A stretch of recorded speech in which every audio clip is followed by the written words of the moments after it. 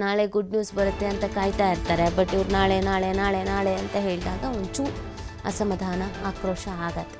ಇವತ್ತು ಮಲ್ಲಿಕಾರ್ಜುನ ಖರ್ಗೆ ನಿವಾಸದಲ್ಲಿ ನಡೆಯುತ್ತೆ ಸಭೆ ಅಂತ ಹೇಳ್ತಾ ಇದ್ದಾರೆ. ಸಭೆಯಲ್ಲಿ Rahul Gandhi, Venugopal, Surjewala, D K Shivakumar, Siddaramaiah, B K Hariprasad ಎಲ್ಲರೂ ಭಾಗಿಯಾಗ್ತಾರಂತೆ. ಸಭೆಯಲ್ಲಿ ನೂತನ ಸಚಿವರ ಪಟ್ಟಿ ಬಗ್ಗೆ ಮಹತ್ವದ ಚರ್ಚೆ ಆಗುತ್ತೆ. ಸುಮಾರು ಬಾರಿ ಚರ್ಚೆ ಮಾಡಿಬಿಟ್ಟಿದ್ದಾರೆ ಆಲ್ರೆಡಿ. ಒಂದು 3-4 ಹೆಸರುಗಳ ವಿಚಾರದಲ್ಲಿ ಗೊಂದಲ ಇದೆಯಂತೆ. ಇವ್ರನ್ನ ಮಾಡಬೇಕೋ ಅವ್ರು ಮಾಡಬಾರ್ದಾ ಅಂತ. ಜಾತಿ ಸಮೀಕರಣ, ಪ್ರಾದೇಶಿಕ ಅಸಮಾನತೆ, ಮುಂದಿನ ಚುನಾವಣೆ, ಸಚಿವಾಕಾಂಕ್ಷಿಗಳಿಗೆ ಕೊಟ್ಟಂಥ ಭರವಸೆ, ಇದೆಲ್ಲದರ ಆಧಾರದ ಮೇಲೆ ಫೈನಲೈಸ್ ಮಾಡೋದು. ಸ್ಪೀಕರು, ಆಮೇಲೆ ಡೆಪ್ಯೂಟಿ ಸ್ಪೀಕರು ಮತ್ತು ಸಭಾಪತಿ, ನಿಗಮ ಮಂಡಳಿ ಅಧ್ಯಕ್ಷ, ಉಪಾಧ್ಯಕ್ಷರ ನೇಮಕಾತಿ ಎಲ್ಲದ್ರ ಬಗ್ಗೆನೂ ಚರ್ಚೆ ಮಾಡಿ ಒಂದೇ ಬಾರಿ ನಿರ್ಧಾರವನ್ನು ತೆಗೆದುಕೊಳ್ಬೇಕು ಅನ್ನುವಂಥ ಪ್ಲ್ಯಾನಲ್ಲಿ ಇದ್ದಾರೆ. ಬಟ್ ಅದು ಎಷ್ಟರ ಮಟ್ಟಿಗೆ ವರ್ಕೌಟ್ ಆಗುತ್ತೆ ಅನ್ನೋದು ಇಂಪಾರ್ಟೆಂಟ್ ಆಗುತ್ತೆ. ಅಟ್ಲೀಸ್ಟ್ ಇಷ್ಟು ದಿನ ಕಾದಿದ್ದಕ್ಕೇ ಎಲ್ಲದಕ್ಕೂ ಒಂದು ಕ್ಲಾರಿಟಿ ಆರ್ ಕ್ಲಿಯರೆನ್ಸ್ ಸಿಕ್ತು ಅಂತಂದರೆ ಫೈನ್.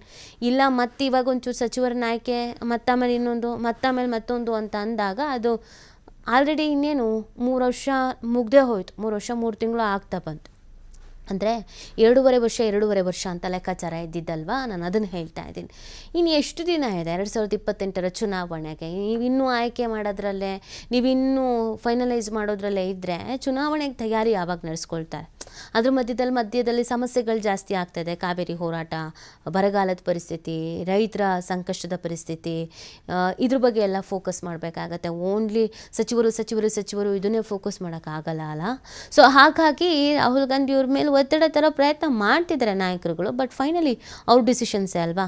ಇವತ್ತು ಮೀಟಿಂಗ್ ಅಂದರೆ ಮೀಟಿಂಗ್, ಇಲ್ಲ ನಂಗೆ ಇವತ್ತು ಮೀಟಿಂಗ್ ಮಾಡೋಕ್ಕಾಗಲ್ಲ ಅಂದರೆ ಇಲ್ಲ. ಹಾಗಾಗಿ ರಾಜ್ಯ ನಾಯಕರುಗಳು ಸುಸ್ತಾಗ್ಬಿಟ್ಟಿದ್ದಾರೆ. ಇವತ್ತು ನಾಳೆ ಅಂತ.